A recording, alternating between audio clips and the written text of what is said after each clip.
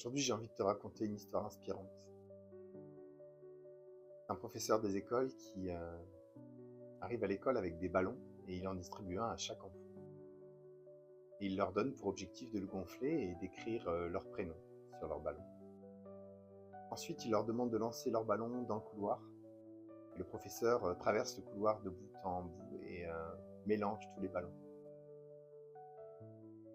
L'objectif étant que, dans un temps imparti de 5 minutes maximum, chaque enfant ensuite parte à la recherche de son ballon et le trouve. Le chronomètre est lancé et en 5 minutes, personne n'a trouvé son ballon.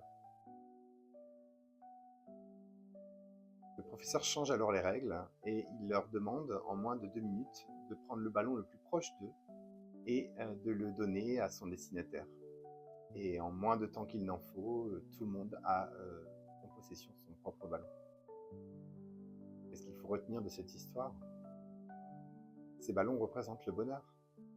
Et si chacun se soucie uniquement de son propre ballon, donc de son propre bonheur, ça ne fonctionne pas, on ne le trouve pas.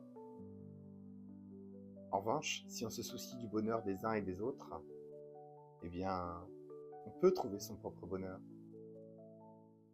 En gardant en tête que nous sommes des êtres humains et que nous sommes des êtres d'échange, de partage, et que c'est uniquement dans cette condition que nous pouvons nous connaître et nous pouvons échanger, partager et découvrir le bonheur et aider les autres à trouver leur bonheur dans les discussions.